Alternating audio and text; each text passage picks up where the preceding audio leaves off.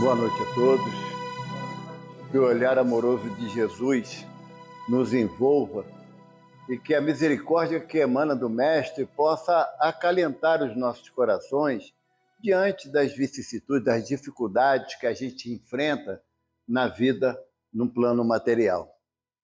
Eu sempre gosto de lembrar que nós estamos num planeta de prova e expiações. Não dá para querer ser feliz na nossa ótica, dentro dos nossos entendimentos de felicidade, de uma forma completa. Não dá. Nós temos momentos de felicidade.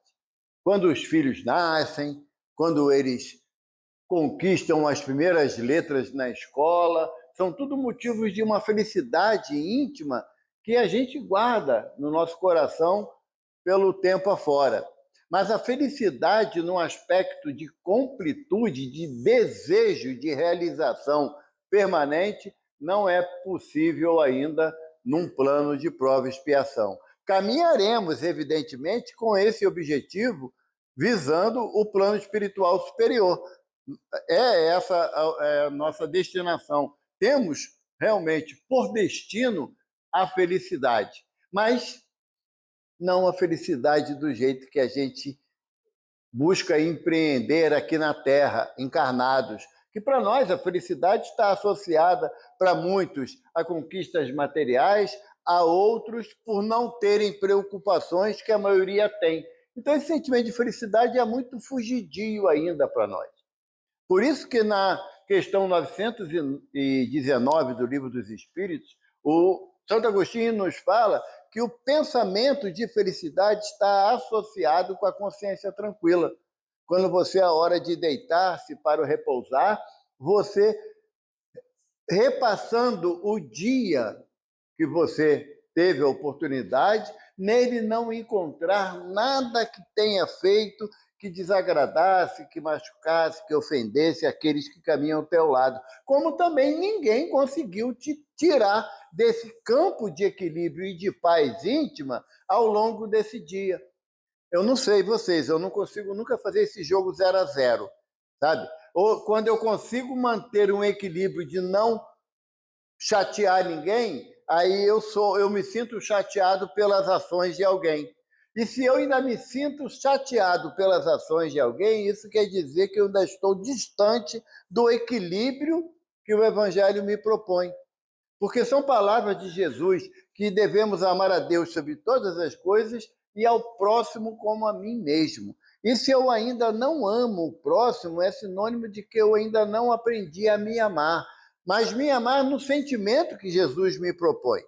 Não é? Aquele que quiser vir após mim, negue a si mesmo, tome a sua cruz e siga-me. Eu estava analisando, sabe, Rubens, aquela parte do mancebo rico, né? Quando Jesus propõe a ele, né, ele pergunta ao mestre, o que devo fazer para conquistar a vida eterna? Jesus fala, tens o mandamento, segui-os. Aí o jovem fala assim, cumpra os mandamentos, ele pergunta a Jesus qual, Jesus elenca alguns mandamentos, e ele fala, eu cumpro esses mandamentos desde que cheguei à mocidade. E aí a gente fica analisando os nossos jovens de hoje, né? Quando você vai falar, olha, vem aqui ver uma coisa que eu aprendi. Ele não olha, mas diz que já sei, né? Ou então, isso acontece muito com o celular, né? Olha, meu celular deu um probleminha aqui, você pode? Ele vem e fala assim, pronto, tá bom. Mas não ensinou a gente o que fez. Aí a gente continua sem saber, mas cria aquela dependência deles. Então, quando o jovem fala que ele cumpre os mandamentos desde que chegou à mocidade, Jesus olha e fala assim, não sabe nada, inocente. Porque o problema da gente não é a nossa mocidade, é a nossa maturidade. Quando você começa a se tornar responsável pelos seus atos. Quando você não sai para trabalhar de manhã, você leva uma bronca do teu chefe ou perde o emprego.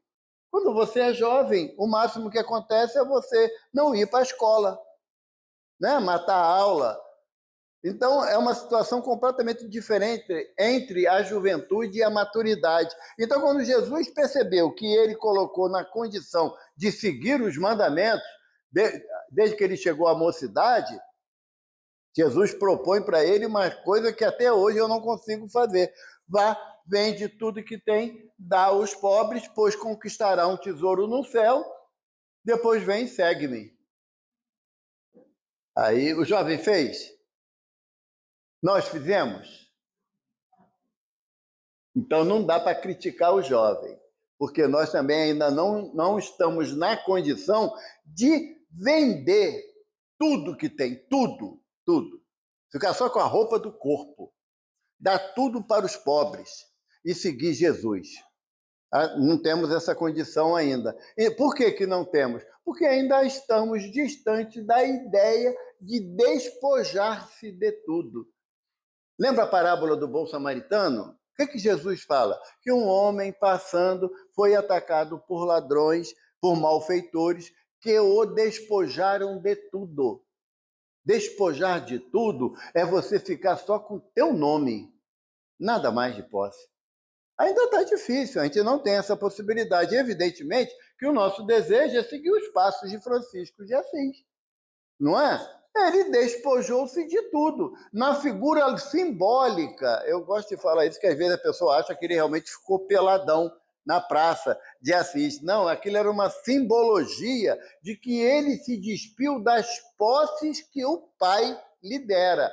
Nome, riqueza, propriedades. Ele se despiu de tudo para seguir a Jesus, representando um novo mancebo rico, porque Francisco tinha à época 19 anos de idade, então era um mancebo, era jovem, era rico, e ele, na proposta de seguir Jesus, ele se despojou de tudo, ele deu tudo que ele tinha. E era o mais interessante, sabe, Luiz, que ele, ao ouvir a mensagem espiritual, né, Francisco, reerga minha casa. Aí ele achou que era para reconstruir a casa de São Cosme e São Damião, que existia na região. Ele começou, foi para a Praça de Assis, sentou ao lado de um pedinte, né? Hoje falando de um irmão em situação de rua, lá de Assis, e ele pedia esmola. Mas ele pedia o quê? Uma pedra. Quando alguém dava um dinheiro, ele dava para o companheiro que estava do lado, que ele não queria dinheiro, ele tinha que reconstruir a casa de Deus. Então ele pedia, ele ganhava uma pedra.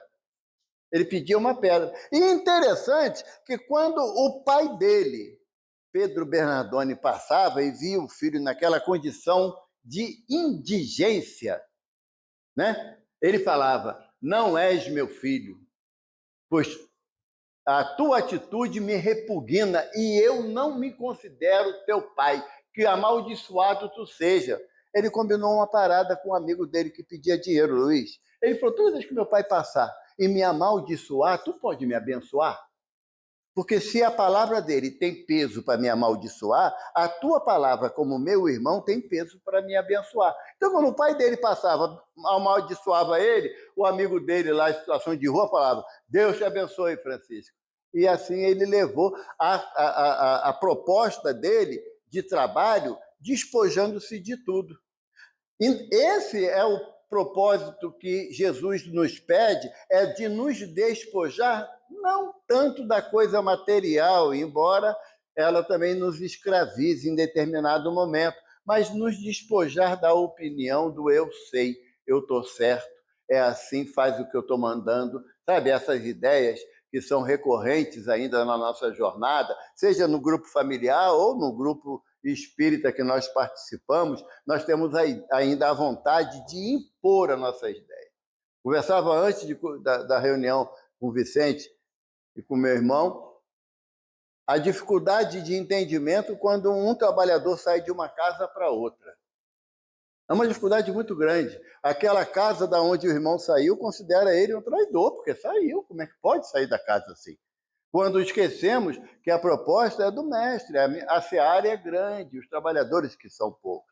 Ainda não entendemos essa orientação de Jesus. A seara, por exemplo, o Luiz, ano que vem vai lá para a Coreia do Norte, para divulgar o espiritismo lá. Não sei se te verei de novo na matéria, é um risco muito grave. Mas lá também é seara do mestre, lá também é a região onde o evangelho tem que penetrar no coração das pessoas, não para formular ideia da religião, mas sentimento de religiosidade, que está acima do aspecto ainda de pouco entendimento nosso.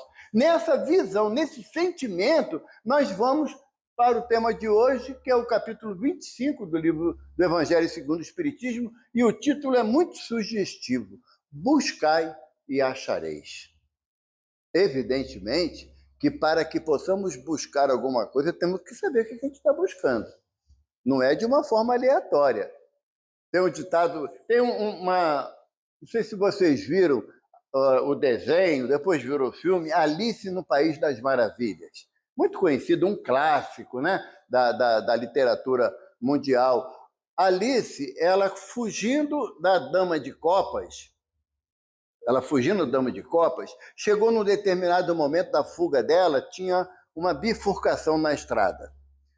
E o gato, aquele gato que sumia e aparecia, estava em cima de uma árvore, e ela, apavorada, para onde eu vou, para onde eu vou? O gato perguntou, para onde você quer ir? Ela, não sei, não sei. Ele falou, se você não sabe para onde vai, qualquer caminho serve.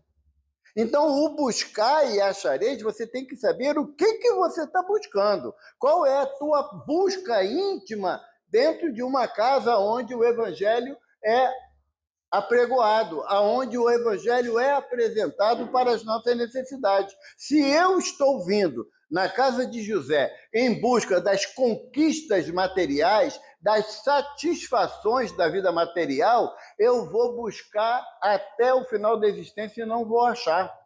Porque não é a visão da casa espírita nos favorecer no aspecto material. A visão é nos favorecer no aspecto do entendimento da proposta do Evangelho na nossa jornada, na nossa reencarnação. Para isso nós estamos novamente na matéria. Não adianta, Luiz, você vir para cá rezando para o Fluminense ser campeão. Tá ruim para o teu lado, entende?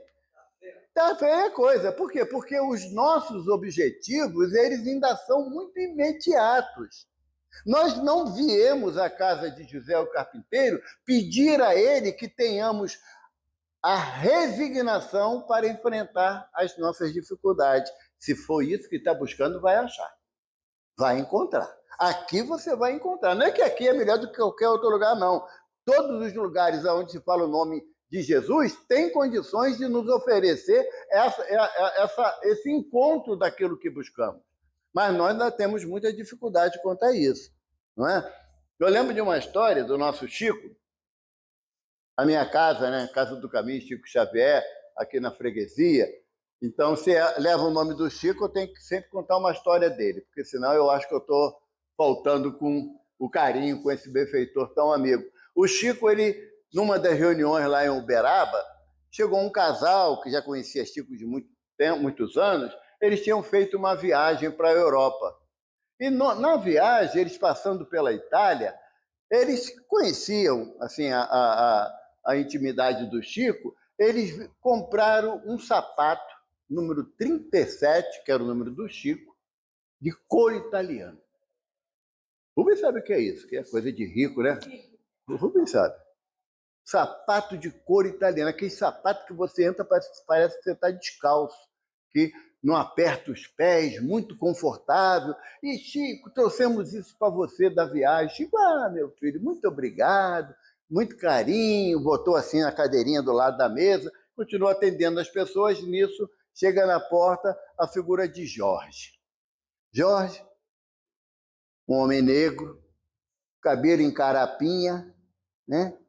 A barba por fazer, um dente em cada lado da boca, sabe? Um paletó quadriculado, surrado, um botão apenas, que Jorge fazia questão de abotoar, porque ele tinha que chegar à frente de Chico bem postado, bem direitinho mesmo. E ele esperou para falar com o Chico por 6 horas. 6 horas. A gente não consegue ficar na casa espírita 2 horas, né? Não vai acabar, não? Fala demais.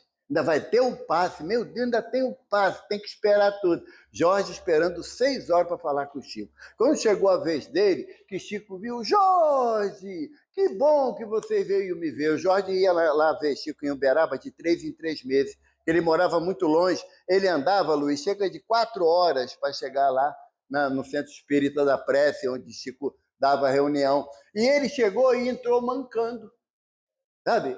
E descalço, né? Aquele pé igual raiz de jacarandá, que nasce para o litoral, para o interior, que só trabalhando descalço, né?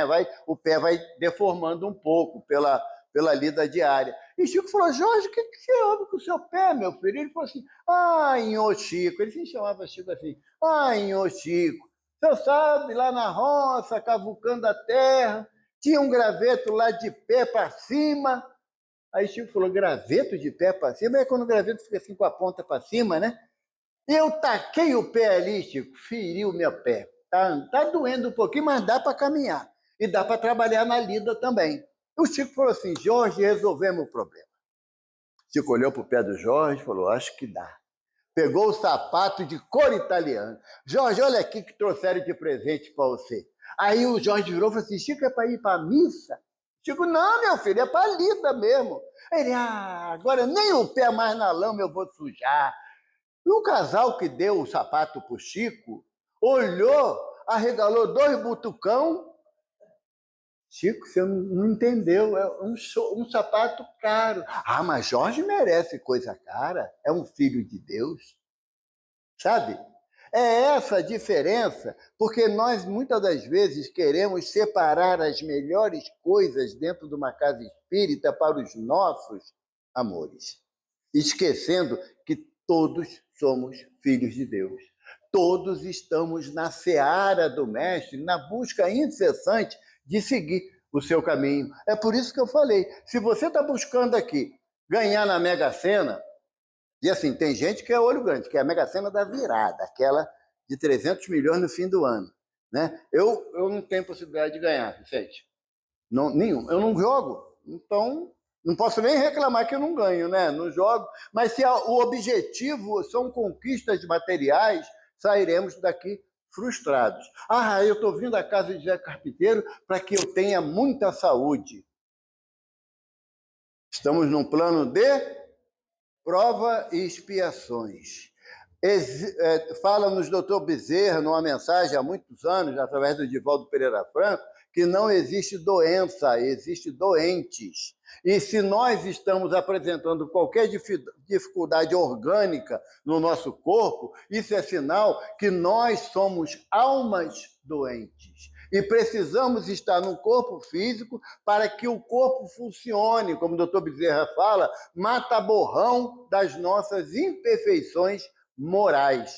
Então não dá para sermos sadios desde a hora que nascemos até a hora que nós desencarnamos. Não dá. Temos que passar, como está lá na pergunta 132 do Livro dos Espíritos, objetivo da encarnação, para alguns prova, para outros expiação, mas para enfrentar as vicissitudes da vida material.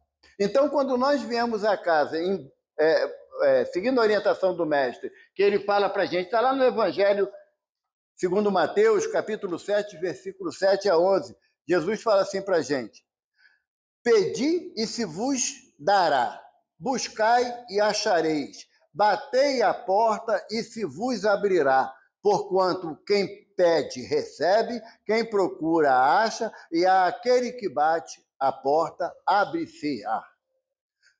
Jesus manda pedir, bater e buscar.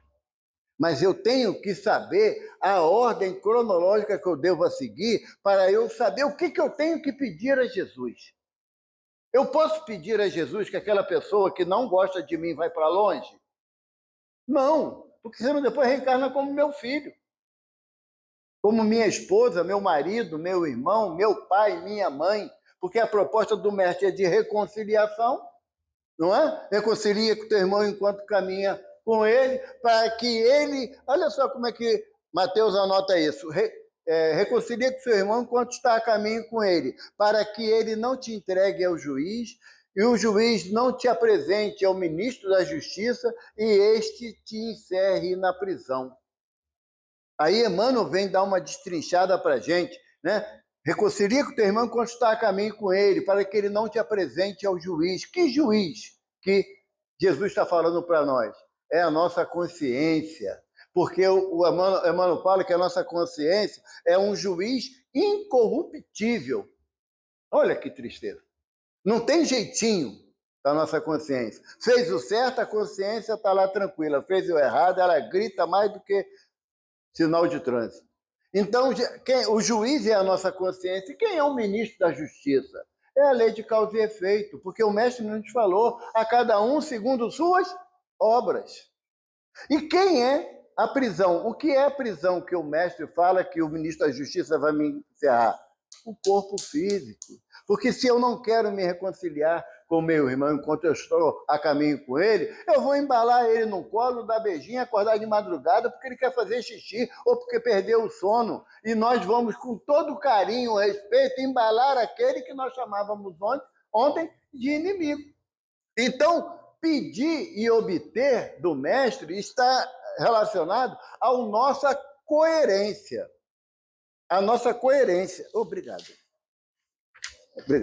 A nossa coerência. Temos que ter coerência. Tem uma história que o Divaldo conta, que tinha uma moça que todo dia ia lá para a Mansão do Caminho, que lá tem um grupo espírita Redenção, e ela ficava sozinha no salão, 1 hora e meia no salão. E um dia o Divaldo, encafifado com ela, foi lá conversar com ela e perguntou a ela, né? Porque, poxa, vim para lá ficar 1 hora e meia dentro do salão vazio lá e muito contrita. Aí ela falou assim: ah, seu Divaldo, eu estou aqui para ver se Jesus dá um jeito na minha vizinha. Mas como assim mesmo? Não, porque para poder mandar ela para longe, pelo amor de Deus, que eu não aguento mais aquela tralha daquela mulher na minha cabeça, não. Mas você sabe que Jesus não me escuta? Aí o Divaldo falou assim: nem a mim, minha filha, porque eu queria tirar tanta gente da minha vida e não consigo. Aí Jesus manda todo mundo aqui para a Mansão do Caminho. Porque a proposta não é de você se livrar do opositor, é transformar o opositor em amigo. Sabe? Transformar. Evaldo não é fácil, claro que não. Se fosse fácil para o Evaldo, ele não estava mais reencarnado, já estava já no plano espiritual superior, porque aprendeu a difícil arte de amar.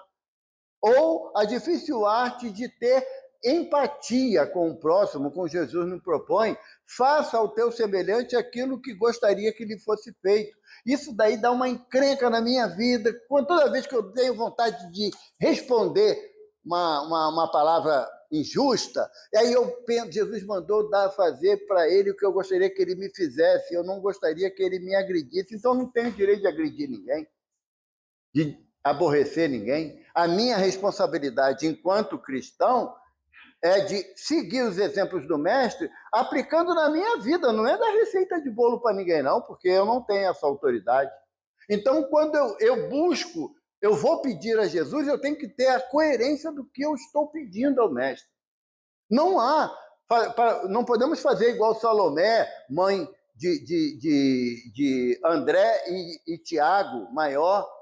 Senhor, quando constituíres o teu reino, coloca os meus 2 filhos, um à tua direita e outro à tua esquerda. Eu não tenho mais direito de fazer isso. Eu agora estou lá no CSX, eu tenho 4 filhas biológicas, né? Filha do coração, acho que já está umas 30 por aí. Mas biológicas são 4. Aí eu vou chegar lá perto do presidente da casa, dá para botar minhas filhas aqui na diretoria da casa? São minhas filhas, eu quero tanto, né? Não cabe mais isso. A proposta minha tem que ser de eu pedir a Jesus o que a minha consciência diz que eu posso pedir, mas não é garantia de ser ouvido, não. Jesus pede e obtereis. Ele não fala, pede hoje que eu vou te dar hoje mesmo. Fala assim, obtereis, é futuro. E o momento, quem vai definir é o mestre, à luz da sua misericórdia. E ele fala, buscar e achareis. Se eu não sei o que eu perdi, como é que eu vou buscar? Vou achar o quê? Eu não tenho noção. Eu entendo, muitas das vezes, que eu devo buscar a minha paz interior.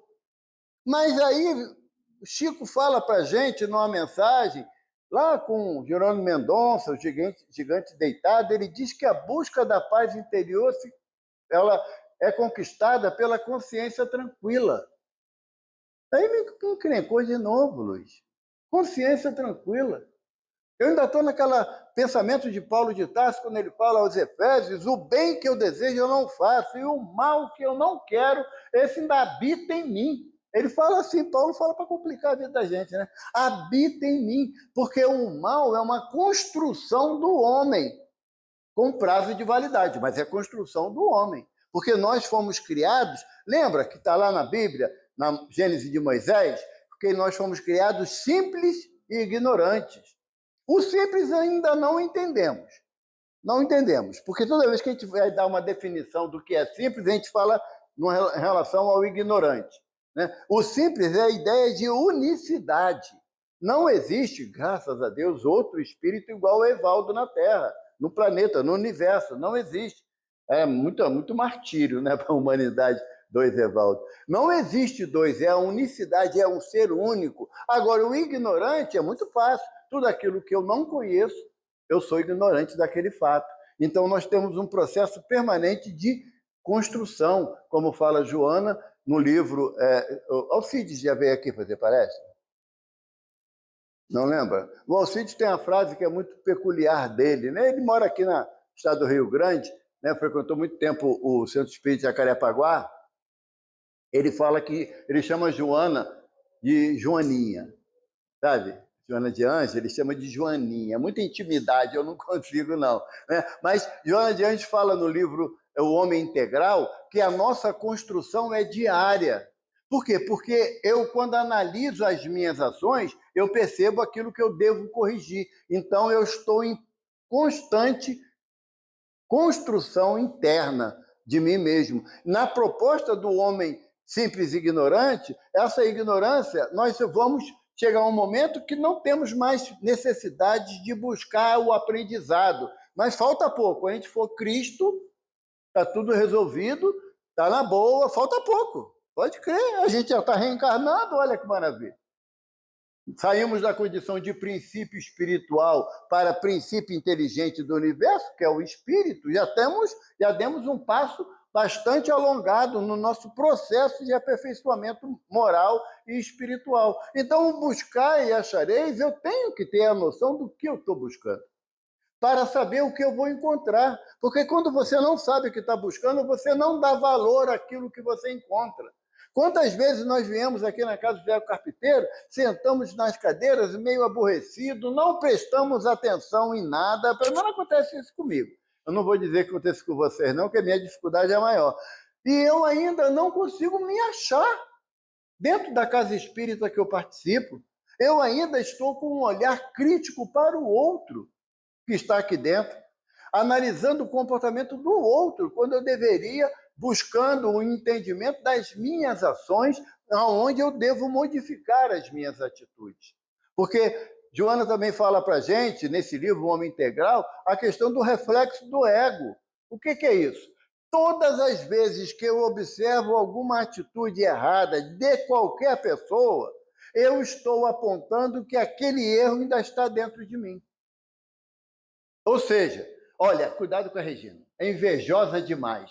Por que eu sei que ela é invejosa? Porque eu também sou. Então, a identificação é automática.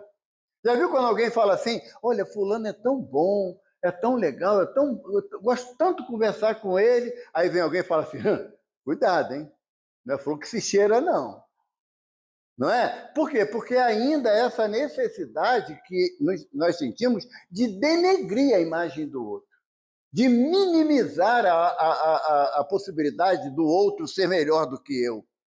Então, o achar está relacionado ao que eu estou buscando. E aí o mestre fala, batei e a porta abre-se-vos-á. Mas que porta é essa? Como que eu devo bater nessa porta? E se ela se abrir, vai me apresentar o quê? Aquilo que eu preciso ou aquilo que eu necessito, que é bem diferente. É bem diferente. Muitas das vezes, o que eu preciso, ele não se traduz em benefício a longo prazo ou médio prazo, se traduz num malefício. Uma família lá de Brasília muito atuante dentro do movimento espírita, pai, mãe e filha. A menina, com 20 anos, ela era extremamente dedicada à parte de evangelização infantil, mocidade espírita, muito atuante. Um dia ela chegou em casa, no culto do evangelho no lar, ela virou para a mãe e falou assim: mãe, você e meu pai têm que estar bastante unidos, porque eu não vou ficar muito tempo aqui. E a mãe: para de falar besteira, menina. Você tem uma vida toda pela frente. Mãe, eu já avisei. O pai olhou sério para a filha, viu que ela estava falando com convicção, com seriedade, aquilo abalou ele emocionalmente. Na casa espírita que eles frequentavam, ela deixou uma carta para a coordenadora dos estudos doutrinários da casa, pedindo para que apontasse alguma outra jovem para ficar no seu lugar na evangelização infantil e na mocidade espírita, porque ela teria que fazer uma viagem de longo tempo. E a coordenadora falou assim: mas que isso? Ela falou assim: não, eu vou ter que fazer uma viagem, não sei quanto tempo eu vou demorar para voltar. Ela ficou meio assim preocupada.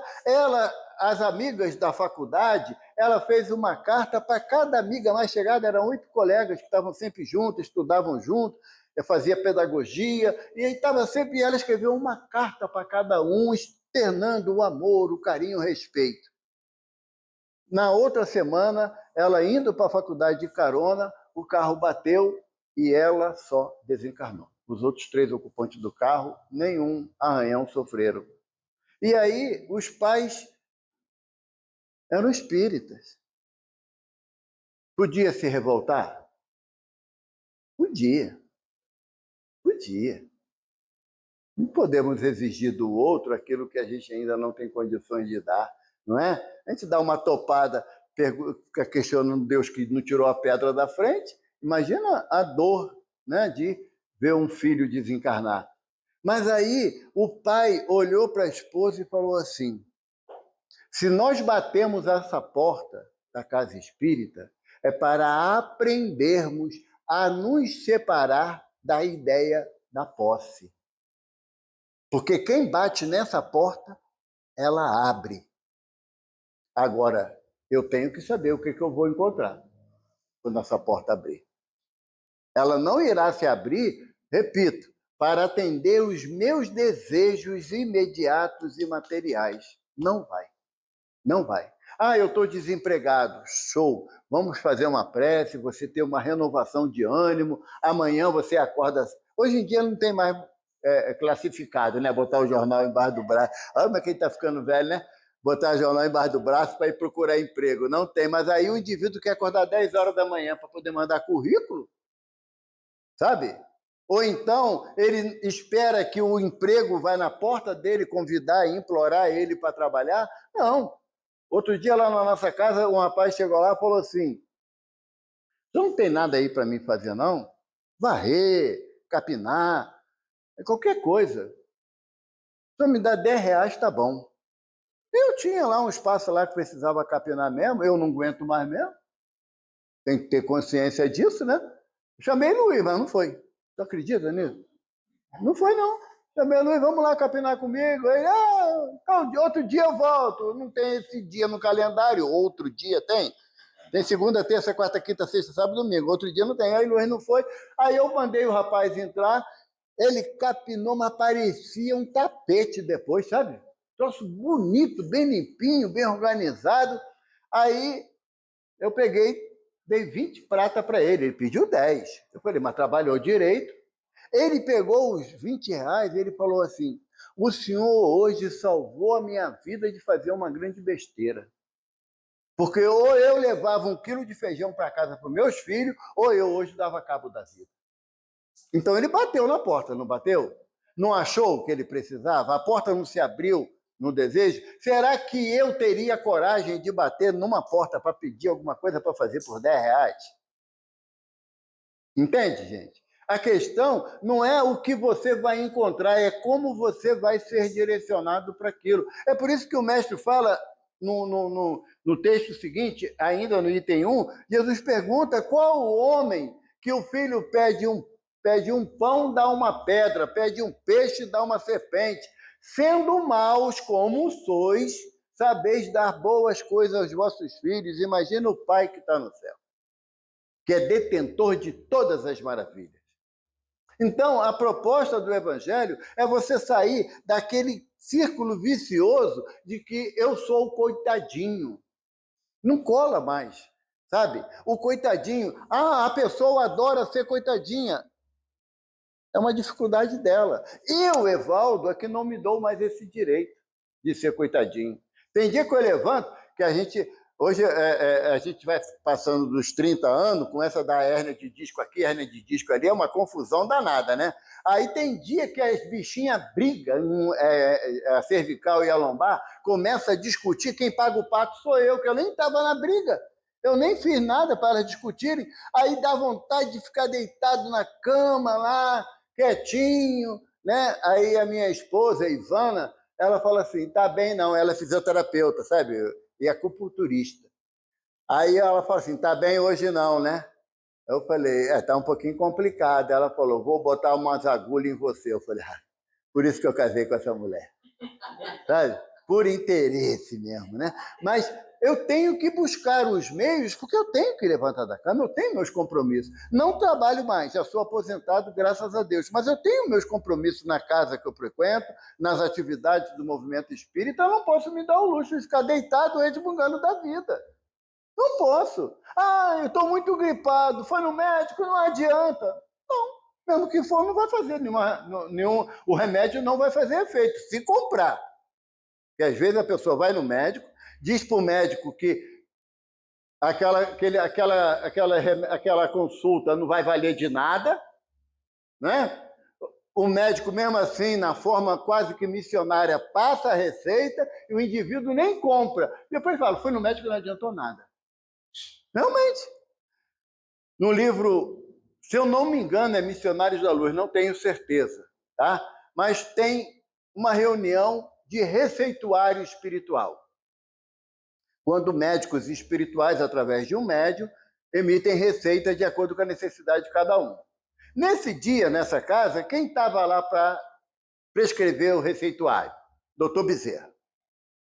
Aí chegou duas senhoras desencarnadas perto do doutor Bezerra. Doutor Bezerra, é o meu sobrinho, ele está com muita dificuldade, está com problema no coração, no fígado. Poxa, doutor, você não podia passar um remedinho, uma receita para ele? Doutor Bezerra falou assim, não, posso não. Os espanta, né? Doutor Bezerra recusar, né? Aí doutor Bezerra justificou. É a quinta vez que o irmão vem aqui na reunião de receituário. Na primeira vez, ele duvidou do médium, que o médium nem era doutor, estava receitando remédio para os outros. Nem esperou a receita, foi embora. Na outra vez que ele veio, ele ficou olhando para ver se tinha alguém escrevendo no lugar do médium para dizer que era um espírito que estava escrevendo. Também não levou a receita. Na terceira vez, ele, um pouquinho mais de credibilidade, ele pegou a receita, mas nem olhou o que estava escrito, largou ela dentro de casa de qualquer jeito. Na quarta vez, ele pegou a receita, olhou, mandou fazer os remédios, mas não tomou nenhum, porque aquilo não ia dar certo. Então, nós não temos como desprender o esforço, tanto da espiritualidade quanto do médium, para aquele que não quer se cuidar. Esse cara deve ter sido Evaldo, no mínimo, sabe? Por quê? Porque nós viemos à casa espírita buscar uma libertação de uma dificuldade que nós estamos vivenciando, mas não queremos mudar as nossas condutas. Não queremos. Tem uma filosofia que fala que o homem é o único ser que comete as mesmas ações esperando resultado diferente. Não dá. Você quer ir para Taquara. Qual é o caminho? Vai, vira à direita, lá na frente, vira à direita de novo, não é? Você vai para a esquerda, tu vai sair lá no Merck. Aí tu reclama. Pô, mas eu queria ir para Taquara. Aí tu volta para cá. Não, agora eu vou para Taquara. E vai para a esquerda de novo. Tu vai sair aonde? No Merck de novo. E não adianta você dizer que a culpa é do MEC que está no lugar da taquara, porque não é. Não é. Então, o doutor Bezerra falou que a gente tem que buscar na casa espírita, seja através do receituário mediúnico, a gente ainda não sabe a importância de um passe. A gente ainda não percebeu a importância de uma água energizada que a gente bebe ao final da tarefa. A gente ainda não percebeu isso. A gente acha que é só água. Por quê? Porque eu não estou buscando água, eu estou buscando solução dos meus problemas. Isso já falei aqui, isso é organização tabajara. Lembra daquela programa de comédia? Seus problemas acabaram, chegou a organização tabajara. A casa espírita não é assim, não. A casa espírita ela trabalha dentro do processo de meritocracia. Ou seja, faça por onde que o céu te ajudará. É o subtema do estudo de hoje. Faça por onde. Se você não está fazendo nenhum movimento para você mudar a tua conduta, não há meios de a espiritualidade resolver os problemas que eu tenho. Eu é que tenho que tomar o primeiro passo, sabe? Eu é que tenho que saber o que eu estou buscando, porque quando eu sei o que eu estou buscando, eu vou dar valor quando eu achar. Quando eu sei o que eu estou pedindo a Jesus, a Deus, ao nosso benfeitor José, o carpinteiro, quando eu souber o que eu estou pedindo, eu vou ter condições de receber, não na minha proporção, mas naquilo que me fará ficar melhor. Porque a gente pede de tudo. A gente pede de tudo. O filho não está bem. Senhor, José, ajuda meu filho. Aí, no outro dia, chega aqui, mas não é mais o filho, é a filha. A gente está sempre pedindo por aqueles que não dependem da gente as atitudes. Eu vou falar que minha filha não vê palestra minha, mas mais velha, sabe? Ela não vê. Meu neto vê, mas eu espero que ele não conte para ela. A minha filha é encrenqueira pra caramba, a mais velha. Sabe? Tudo tem que ser do jeito dela. Aí ela falou assim, pai, a coisa não está boa. Eu falei, que bom, já tem a percepção que não está boa, porque às vezes a gente nem percebe, né? Só faz coisa errada, não percebe. Ela falou assim, porque tem alguma coisa me dizendo que eu estou pedindo errado. E eu com medo de ela falar assim, posso te contar? Mas eu não adiantou, porque ela contou assim mesmo. Aí eu falei para ela, olha só, se você já sabe que o que você está pedindo não é legal, você ainda está esperando resposta? Resultado satisfatório? Sabe como é que é? Tinha um homem, ele tinha uma dificuldade danada com o vizinho, ele morava num prédio de apartamento, ele tinha dificuldade com o vizinho, porque o vizinho escutava música alta, começava às 10 horas da noite escutando música alta de todos os gêneros, e ele querendo dormir, não conseguia por causa da barulheira. Ele descobriu que o vizinho era funcionário do Ministério da Agricultura, aqui no Rio. Aí ele encontrou a solução dele. Vou fazer prece pelo meu vizinho. Jesus fala, se teu irmão te injuria, te calunia, deseja o seu mal, ora a Deus por ele, não é a orientação do mestre? Ele falou, vou fazer prece. Senhor Todo-Poderoso, tu que organizaste esse planeta, abriu o Mar Vermelho para Moisés passar, consegue, Senhor, uma promoção para o meu vizinho, para ele ir para o Rio Grande do Sul como chefe. Ele está pedindo coisa boa para o cara, mas desde que fosse no Rio Grande do Sul, bem longe dele, porque lá, Senhor, ele pode escutar a música que ele quiser, que não vai me incomodar. Vocês acham que ele foi atendido no pedido dele? Ele ficou satisfeito ou com raiva de Deus? Está vendo como a gente não tem ainda essa percepção do que devemos pedir a Deus? Sabe? Jesus fala assim para a gente, chamando-nos a atenção de uma forma amorosa, mas enérgica. Hipócritas, né? Começa assim. Hipocrisia, característica da hipocrisia, aquele que fala uma coisa e faz diferente. Tá? Hipócritas, como podes dizer que ama a Deus que não vê e não ama o próximo que tu vê? Sabe? Então eu tenho que saber o que eu estou pedindo. Eu tenho que saber. Batei a porta, abrir-se-vos-á. Apocalipse, capítulo 2, versículo 2. Tem uma frase que João anotou, que ela é representada em quadros. Sabe aquela frase que está Jesus à porta de uma casa? Já viu essa foto em algum momento? A frase diz assim: eis que estou à porta e bato. Se abrires, entrarei, cearei contigo e tu cearás comigo. É a proposta de Jesus. Estou à porta e bato. Mas se você analisar a figura que criaram, a porta não tem maçaneta pelo lado de fora. A maçaneta está do lado de dentro. Ela está no nosso coração. Quando eu abrir a minha porta do coração para Jesus, ele vai entrar e vai cear comigo. Na cultura hebraica, você entrar na casa de alguém e cear com ele era o exemplo maior de amizade, de carinho. Porque o hebreu, ele não aceitava que qualquer um entrasse na casa dele para comer, não. Tinha que ser convidado, e era alguém de muita valia para ele. Jesus está dizendo que nós temos um valor imensurável para ele, mas a gente tem que abrir a porta, sabe? Não dá para eu pedir a Jesus para ele meter o pé na porta do meu coração, arrombar e entrar, porque ele não vai fazer isso. Porque ele fala, se quiseres vir após mim, negue a si mesmo, tome a tua cruz e siga-me. A proposta do evangelho é uma transformação de dentro para fora. Não adianta a gente fazer cara de paisagem quando alguém fala uma grosseria para a gente dentro da casa espírita, porque a gente não convence nem aquele que está fazendo a grosseria. O importante é eu começar a internalizar, colocar dentro de mim a proposta do evangelho. Gente, eu estou falando isso para vocês, mas eu estou falando para mim, é que eu não sou egoísta e divido com vocês.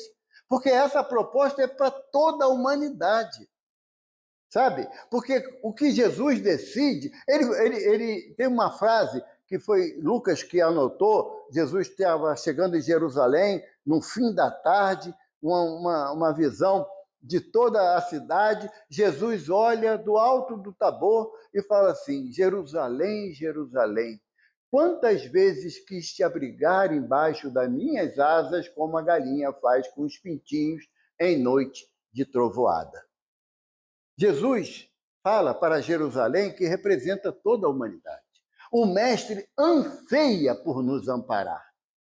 Anseia, é o maior desejo. O amor do Cristo é uma coisa tão fabulosa, tão descomunal para a gente, que ele não vê os nossos erros, mas sim a nossa vontade de mudança, de acertar. Então, quando ele estiver à porta e ele bater, eu tenho que abrir a vontade, tem que ser uma ação voluntária minha. Porque quando eu bato a porta, eu sei que quem vai estar do outro lado é Jesus. E o mestre não vai querer que eu fique falando mal da vida de ninguém para justificar os meus erros. Ah, mas também não dá, né? Fulano não me dá paciência, não me tira a paciência. Ah, com ciclano não tem jeito. Às vezes a gente fala isso de filho. Não vai falar de vizinho? Sabe? Então, a proposta do mestre é você começar a aprender a conviver, a amar aqueles que estão no teu grupo familiar. É com eles que você tem que buscar o que de bom eles possam oferecer e você vai achar. É com eles que você vai pedir um pouquinho mais de boa vontade em aceitar as minhas propostas de mudanças íntimas. Porque se nós somos pais, avós, nós não temos a chancela de acertar sempre. Quantas vezes a gente se envergonha dos erros que cometeu com os filhos? Quantas vezes? Então, se eu tenho já a consciência dos erros que eu cometi, eu cheguei perto da minha filha mais velha mesmo, que na época dela, de adolescente, de jovem, eu cometi atitudes de agressividade pela minha intemperança, eu pedi perdão a ela. Filha, me perdoe, seu pai errou muito com você. E foi nós dois a chorarmos. Tem pai, tem mãe que acha que é vergonhoso pedir perdão para filho. Num pedestal que não cabe. Não cabe. O pedestal que Jesus usou foi a cruz, e lá da cruz ele falou para a gente, pai, perdoa, pois não sabem o que fazem. Então a gente tem que começar a mudar nossa postura. Se não fizermos isso, nós vamos continuar no círculo vicioso do reencarne e desencarne, porque enquanto eu não mudar, eu não vou saber o que estou buscando. E aí, lógico, eu não vou ter a consciência do que eu estou encontrando nessa busca. A mensagem de Jesus é uma proposta de análise, não é uma exigência de correção. Ah, você tem até as 23 horas e 59 minutos de hoje para você se transformar num espírito bom. Vai dar ruim, porque não vamos conseguir. Nem que se fosse 23 séculos, né? Ainda assim teríamos dificuldade. Porque a proposta do Evangelho é você começar a analisar o que o Mestre nos propõe e você fazer transformações gradativas. Sabe? Gradativas. Um dia um palestrante ele falou assim, você tem que enumerar 5 defeitos. Eu falei, é pouco. No meu caso é pouco. Mas 5, vai lá, 5 defeitos. Aí ele falou, o primeiro que você encontrou é o mais grave, no meu caso, o orgulho. Né? No meu caso, o orgulho. Aí ele falou, o segundo também é grave, egoísmo, prepotência, arrogância, inveja. Foi os que eu escolhi para mim.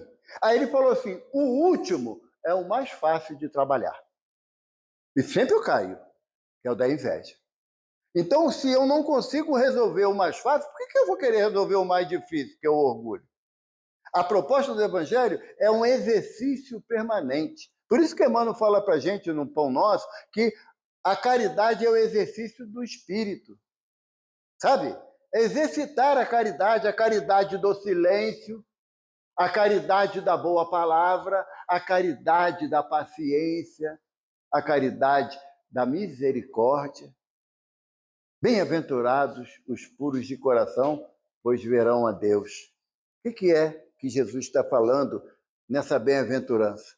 A partir do momento que você refletir a vontade de Deus, você é puro de coração. E para mim, Deus ainda é aquele senhor de cabelo e barba branca, sentado no trono. No meu caso, eu idealizava que ele tinha um raio na mão. Quando alguém pisava na bola, ele jogava o raio lá de cima, sabe? Ainda tinha essa visão ainda bastante infantilizada de que é Deus. E Deus é como diz os espíritos a Kardec na primeira questão, né? É causa primária de todas as coisas, né? Inteligência suprema. Eu não tenho a mínima noção do que seja isso, sabe?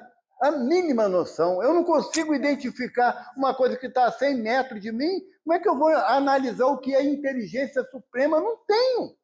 Então, não é mais fácil eu tentar conhecer meu irmão que está aqui pertinho de mim?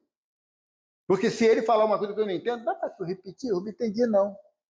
Sabe? E a gente esquece do básico, do simples, para querer fazer. O que tem de gente querendo consertar governo municipal, estadual e federal, com soluções mirabolantes, e a casa dele não arruma cama. Sabe? O básico ele não faz. Bebe água, larga o copo em cima da mesa. Não pega o bendito do copo que não sabe andar, que é um atraso, né? Copo que não sabe andar. Lá em casa eu já falei para minha esposa, a cozinha lá em casa tem problema. Sabe? Porque é eu e ela. Então seria 2 pratos, 4 talheres. Eu olho, tem 6 pratos. Panela, sabe? Se reproduzem, né? Aí, quando a Ivana fala assim, lavou a louça, eu, como sou um espírito bastante consciente, eu falo o quê? Estou indo. Né? Estou indo. Porque se eu não consigo cooperar dentro da minha casa que eu vivo, como é que eu vou querer cooperar dentro da casa espírita, gente? Sabe a coerência? Se dentro da minha casa eu não tiro uma folha do chão, como é que eu vou achar que eu tenho que varrer o salão todo? Então, nós temos que começar a mudar o nosso entendimento das nossas ações para saber o que a gente está buscando na casa de José o Carpinteiro. Ele espera ansiosamente que a gente busque encontrar meios de nos transformarmos em seres um pouco melhor, como fala Chico. Já não sou, graças a Deus, o que eu era, mas ainda não sou o que eu quero ser. É um caminho permanente para frente, com as graças de Deus.